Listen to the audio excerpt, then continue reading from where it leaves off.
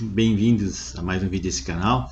Veremos hoje o diretor administrativo da Polícia Federal confessa detenção por opiniões políticas. Vejam essa declaração aí, que é muito importante. Na capa do vídeo aí eu coloquei o jornalista português Sérgio Tavares, a imagem da Polícia Federal no aeroporto de Guarulhos, o Jason Miller embaixo com a equipe dele no Brasil, e a doutora Ludmila Lins Grilo, que é a professora que deu aula ontem aqui no curso Super Acadêmicos que nós estamos fazendo, e é muito importante. Tem uma frase de Olavo de Carvalho que resume tudo que eu vou falar aqui. Se você não tem sequer a coragem de enxergar a realidade, como pode ter coragem, ter pretensão de mudá-la? É interessante. Então, meus amigos, o processo kafkiano tem jeito de ditadura, cheiro de ditadura, regime de ditadura, controle social, censura, mas é pura democracia, pode crer. Estou falando desse livro aqui, de Franz Kafka, O Processo. É um livro escrito já há mais de um século, e ele relata, não sei se ele estava falando de ficção ou já era do tempo da antiga União Soviética, dos países lá do leste europeu que tinham esse tipo de controle social, tipo de censura, e a polícia batendo na porta das pessoas às 6 horas da manhã, prendendo sem crime, levando preso, sem explicar qual era o processo, por que estava sendo preso e por aí vai. Então, aqui no primeiro capítulo desse livro, aqui no início, ele já começa assim, ó. Capítulo 1. Alguém devia ter caluniado Joseph K., pois, sem que tivesse feito mal algum, ele foi detido certa manhã. Aí ele conta a história. O cara acordou de manhã com a Polícia Federal, no tempo da Tchecoslováquia lá, a Polícia Federal na porta da casa dele. Então, assim começa esse romance que eu mostrei para vocês aí, O Processo, e ele foi mais ou menos um procedimento absurdo, ditatorial, que a mesma coisa que o jornalista Sérgio Tavares sofreu aqui no Brasil. Ele foi recebido aqui no Brasil dia 25 de fevereiro, ele veio aqui para fazer uma reportagem na manifestação do Bolsonaro em São Paulo, e já a polícia estava esperando ele no aeroporto. Então, no tempo da União Soviética, tinha a NKGB, o NGK, depois KGB, que monitorava todo mundo, todas as pessoas, né?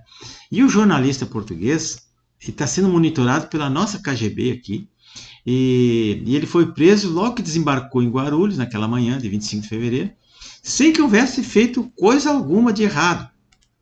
Ora, onde já se viu um jornalista internacional, no caso ele é lá da Europa, né? De Portugal, que ele, com todos os documentos em dia, tudo legalizado, ele queria cobrir a manifestação pacífica que ocorria num país que, conforme dizem os delegados, é muito democrático, o mais democrático do mundo. Mas que negócio é esse? Então, a gente precisa de quê aqui, né? Mas calma, que esse enredo deixaria até o próprio Kafka aí de cabelo em pé, né? Porque não acabou o capítulo da detenção ainda, né? A nossa democracia conseguiu apimentar mais ainda essa história do jornalista.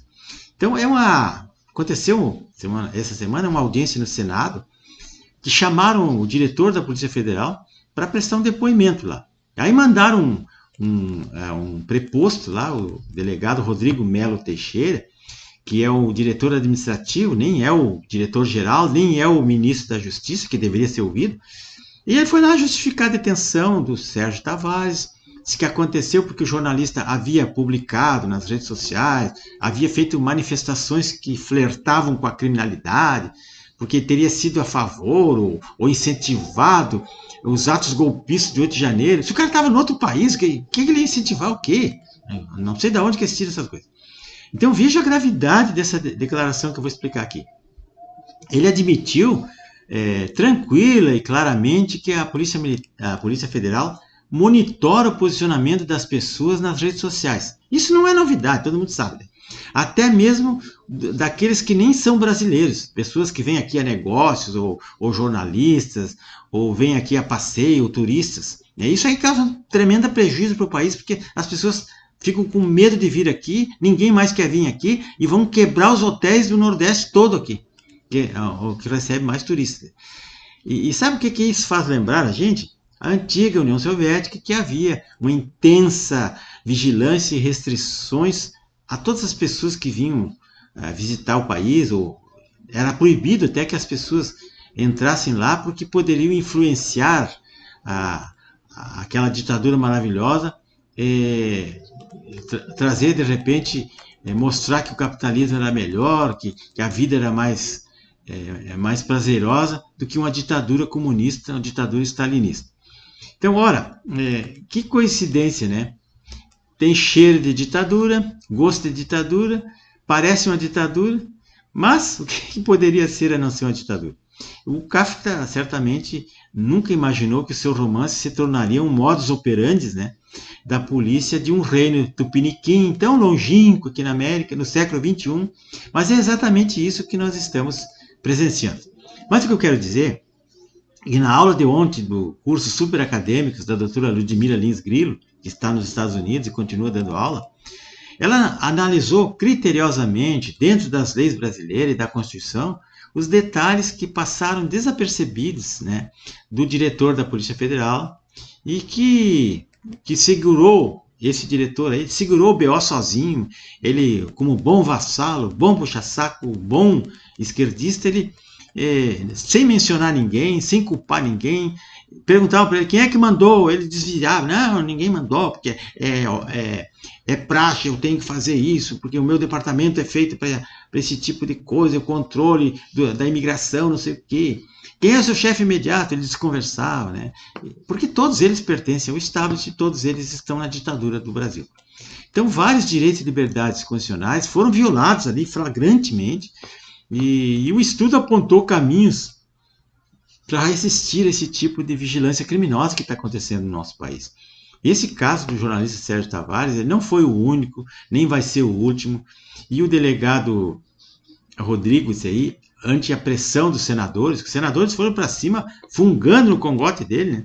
O Sérgio Moro, o Carlos Portinho, o senador Girão, o senador Cef Júnior, foram para cima, fizeram perguntas, esqueceram de fazer perguntas muito mais importantes, e perguntar outras coisas que não deu tempo em 2 horas ali, mas ele sofreu um certo calor ali. E acabou cometendo muitos sincericídios, ao dizer que mais de 800 pessoas foram impedidas de entrar no Brasil no último ano, né, o ano do petismo aí, por razões de críticas ao governo maravilhoso do Brasil, críticas às instituições democráticas, como, por exemplo, o STF, o TSE, críticas às urnas eletrônicas e outras críticas aos parlamentares esquerdistas que só enchem o saco e não resolvem nada dos problemas do país. Então, essas manifestações, segundo ele, flertaram com a criminalidade. Olha só, flertaram com a criminalidade. É incrível aquilo ali. Aí um senador perguntou, mas e se fosse alguém do Hamas que entrasse, do Hezbollah, o MST, aí não teria problema, então não seria nem perguntado, nem questionado. E ele desconversava. Todas as perguntas ele mudava o foco, ele saía pela tangente sem responder. No entanto, com essas brechas aí, ele deixou uma certeza absoluta que ele não estava falando a verdade. Ele perguntava uma coisa e ele respondia outra. Isso é malandragem, a gente é macaco velho, ninguém é bobo, né? E o senador Sérgio Moro, ele sabe fazer pergunta, porque ele era juiz e ele sabe perguntar. Então, quando o cara vai responder, ele já tem outra pergunta em cima, porque ele sabe que o cara vai escamotear, vai negar. Só que todo mundo sabe que a Polícia Federal monitora todo mundo, todos os CPF, todos os países, todas as pessoas que vêm aqui. Eles estão sempre fazendo isso. Só o que eles fazem é monitorar a vida das pessoas. Ou alguém duvida disso? Ninguém é bobo, né? Então, um dos casos mais emblemáticos que aconteceu no Brasil foi aquele caso da abordagem pela Polícia Federal feita contra o Jason Miller, que era o ex-assessor do Donald Trump, que no dia 7 de setembro de 2021 ele veio ao Brasil participar do CIPEC aqui, e teve falando com o presidente da época. Então, esse abuso do poder fez com que as inscrições na rede social fundada por ele, o Getter, esse que vocês estão vendo aqui, tudo que eu faço pelo Getter para depois mandar para as outras redes, se multiplicou. O Getter subiu muito em inscritos, né? Ele deu uma entrevista até na Jovem Pan na época, e ele disse ironicamente, agradecendo o Alexandre de Moraes por ter divulgado a rede social dele para o Brasil e para o mundo. E eles assim, abre aspas, fiz desses limões uma bela limonada, afirmou o empresário. E o dia 8 de setembro foi a entrevista. Então ele disse que ganhou milhares de seguidores graças a essa interferência abusiva, né, abuso de poder, que esse Miller e a equipe dele ficaram retidos no aeroporto de Brasília por mais de 3 horas. Os agentes não estavam se entendendo com ele para fazer as perguntas em inglês, porque o gringo não sabia falar português.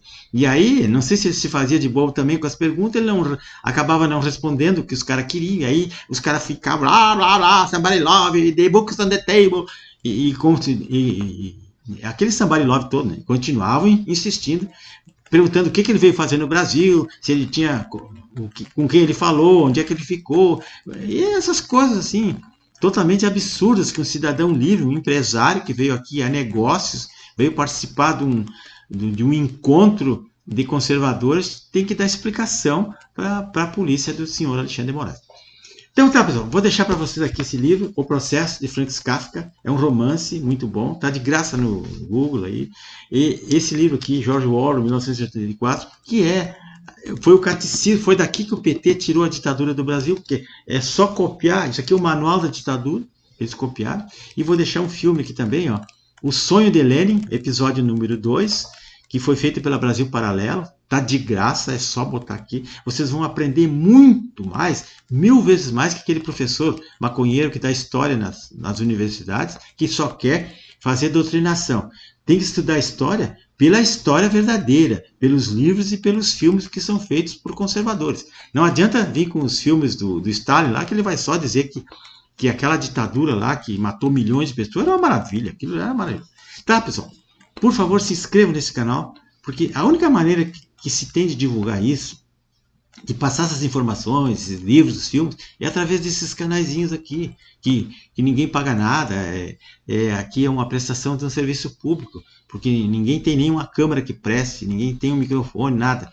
Mas a gente passa isso aqui porque são informações fidedignas, né? São coisas reais do dia a dia, que todo mundo tem obrigação de saber. Tá? Se inscrevam no canal, compartilhem isso, vamos fazer esse canal crescer. Muito obrigado a todos e até mais.